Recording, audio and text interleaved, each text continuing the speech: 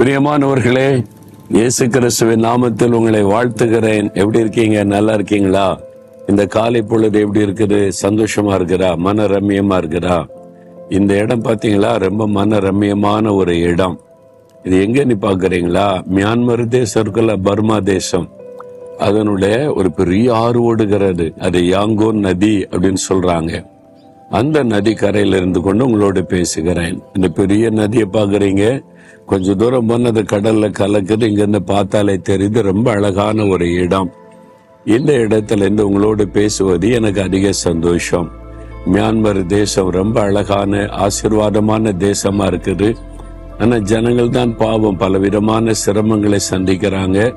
இங்க ஒரு நிரந்தர சமாதானம் உண்டாக நம்ம கருத்தா ஜெபிக்கணும். உள்நாட்டு யுத்தம் நடந்து ரத்த சிந்துதல் இதெல்லாம் நிறுத்தப்பட்டு மக்களுக்குள்ள சமாதானம் உண்டாக ஜெபிக்கணும். இங்க வந்தபோது அதுக்கு தான் கண்ணீரோட நாங்க ஜெபித்திருக்கிறோம். மாற்றம் வரும் என்று விசுவாசிக்கிறோம். நீங்களும் இந்த தேசத்துக்காக ஜெபித்துக் கொள்ளுங்க. சரியா? சரி, அதெல்லாம் இருக்கட்டும். எங்க வாழ்க்கையிலே பிரச்சனை, போராட்டமா இருக்குதையா அப்படின்னு நினைக்கிறீங்களா? ஒண்ணு கவலைப்படாதங்க. இன்னைக்கு ஆண்டவர் ஒரு வாக்கு தத்துவ வசனம் தருகிறார். ஏசாயா 32:18 என் ஜனம் சமாதான தாபரங்களிலும் நிலையான வாசஸ்தலங்களிலும் அமைதியாக தங்கும் இடங்களிலும் குடியிருக்கும். பத்தியில் ஆண்டவர் சொல்றாரு, என்னுடைய ஜனம் சமாதானமான ஒரு தாபரம், நிலையான ஒரு வாசஸ்தலம், அமைதியாய் தங்கும் இடம். நிலையில்லாம அலைஞ்சுக்கிட்டே இருக்கிறாங்க. சொந்தமா ஒரு வீடு இருந்தா செட்டில் ஆகலாம். ஒவ்வொரு வீடா மாறிக்கிட்டு இருக்கோம். வேலை மாறிக்கிட்டே இருக்குது. ஒரு நிலையா இருக்க முடியல. பிள்ளைகளுடைய வாழ்க்கை பாதிக்கப்படுது. ஒரு நிலையா ஒண்ணுமே செய்ய முடியல. ஆண்டவர் சொல்றாரு, என் ஜன நிலையாக அது தங்குற இடம், தாபரங்கள், அமைதி, சமாதானமுள்ள இடங்களிலே குடியிருக்கும்படி செய்வேன். உங்களுக்கு தான் ஆண்டவர் வாக்கு கொடுக்கிறார். வெளிநாடு ஒன்றுக்கு ஊழியத்துக்கு போயிருந்த போது ஒரு அன்பான சகோதரர் அவருடைய வீட்டிலே எங்களை தங்க வைத்திருந்தாராம். அந்த வீட்டுக்கு அழைச்சிட்டு போன அந்த தெருகு குறுகினரு, எங்க பார்த்தாலும் ஜன கூட்டம், ஒரு மாதிரி கலவர பூமி மாதிரி இருக்குது. வீட்டுக்குள்ள வேகமா கூட்டிட்டு போயிட்டாங்க. வீட்டு விட்டு வெளியே வந்துடக்கூடாது. வெளியே இறங்கினாலே பிரச்சனை தான். இது ஒரு சரியான இடமே இல்லை பிரதர். எங்களுக்கு இந்த இடம் அமைதி இல்லாத இடம், ரவுடிகள், குடிகாரங்க, துன்மார்க்கர் சுற்றி திரிகிற இடம். வீட்டுக்குள்ள இருக்க வரைக்கும் சேஃப், வெளியே இறங்கினாலே பயமா தான் இருக்கும்னு சொன்னாங்க. இந்த மாதிரி இடத்துல இந்த ஆண்டவர் மாற்றி எங்களுக்கு ஒரு நல்ல அமைதியான சூழ்நிலை தரணும், ஜெபிங்கன்னு சொன்னாங்க. உண்மையிலே அது ஒரு வேதனையான, ஒரு சந்தோஷமா வாழ முடியாத சூழ்நிலை தான். பயந்து அவங்களுக்காக ஜெபித்துட்டு வந்தோம். ஒரு வருஷம் கழிச்சு போனா சொந்த வீடு வாங்கிட்டோம். இப்ப நிலையா குடியிருக்கிற இடம் ஆண்டவர் தந்துட்டாரு.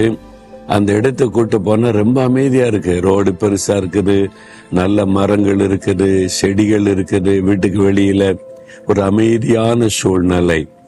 சொன்னாங்க, முன்பு இருந்த இடத்துக்கு இருக்கிற எவ்வளவு பெரிய வித்தியாசம். ஆமா பிரதர், ஆண்டவர் ஜெபத்தை கேட்டு எங்களுக்கு ஒரு சமாதானமான ஒரு குடியிருப்புக்குள்ள கத்தர் கொண்டு வந்துட்டாரு. சூழ்நிலை, இந்த பக்கத்து வீட்டுல இருக்கிறவங்க ரொம்ப அமைதியானவங்க, நல்லவங்க. இந்த இடமே ஒரு அமைதியா இருக்கும், ஒரு சமாதானமா இருக்கும்னு சொன்னாங்க. வாக்கிங் போறதுக்கெல்லாம் மகிழ்ச்சியா இருக்கும்னு சொன்னாங்க. இதுதான் ஆண்டவர் கொடுத்த வாக்கு. சமாதான தாபரங்களிலே நான் குடியிருக்க பண்ணுவேன். யார்? என்னுடைய ஜனம். நீங்க அவருடைய ஜனமா இருக்கிறீங்களா? ஆண்டவருடைய பிள்ளைகளா இருக்கிறீங்களா? தேவ ஜனம்னா எப்படி இருக்கணும்? அவர் பரிசுத்தமுள்ளவரா இருக்க போல பரிசுத்தமா இருக்கணும். அவர் அன்புள்ளவரா இருக்கிறத போல அன்பா இருக்கணும். அவர் சாந்தமா இருக்கிற மாதிரி சாந்தமா இருக்கணும். அப்பதானே தேவ ஜனன் சொல்ல முடியும். இஷ்டப்படி பாவத்துல வாழ்ந்து கொண்டு நானும் தேவ ஜனந்தான், அவர் என்னை ஆசீர்வதிக்கணும்னு எப்படி முடியும்? அப்ப இயேசுவை நம்முடைய உள்ளத்துல சொந்தமாக்கி கொண்டு, ஆண்டவரே நான் உம்முடைய பிள்ளை, உம்முடைய ஜனம் அப்படின்ற அனுபவத்தை நீங்க பெற்றுக்கொண்டீங்கன்னா உங்களுக்காக எல்லாத்தையுமே கர்த்தர் செய்வார். சமாதானமான தாபரங்களிலே தங்க வைப்பார். நிலையான இடத்திலே குடியிருக்க பண்ணுவார். உங்களுக்கு செய்வார். சொந்த வீடு தருவார், நிலையான ஒரு வேலை தருவார், நிலையான பிசினஸ் தருவார். அலைஞ்சுக்கிட்டே இருக்கிறோங்க, அப்படியே ஒரு நிம்மதி இல்லாம இருக்கிறோன்னு நினைக்கிறீங்களா? இன்றைக்கு அந்த வாக்குத்தத்தத்தை சொல்லி ஜெபிங்க. ஒரு நல்ல ஒரு ஆசீர்வாதமான ஒரு இடத்துல உங்களை குடியிருக்க கர்த்தர் ஆசீர்வதிப்பார். விசுவாசிக்கிறீங்களா? இயேசுவே நான் உங்க ஜனமா இருக்கணும், எப்பவும் உங்க பிள்ளையா உங்களுடைய குடும்பமா நாங்க இருக்கணும். நாங்க சமாதானமான இடத்துல, நிலையான இடத்துல ஆண்டவரே சந்தோஷமா நாங்க குடியிருக்கும்படி செய்வேன்னு வாக்கு கொடுத்திருக்கிறீங்க. எங்களுக்கு சொந்தமா ஒரு இடத்தை கொடுத்து அந்த இடம் சமாதானமா நிம்மதியா பாதுகாப்பா இருக்கும்படியான ஒரு இடத்தை அருளி எங்களை ஆசீர்வதியும். இயேசுவின் நாமத்தில் ஜெபிக்கிறேன் பிதாவே. ஆமேன், ஆமேன்.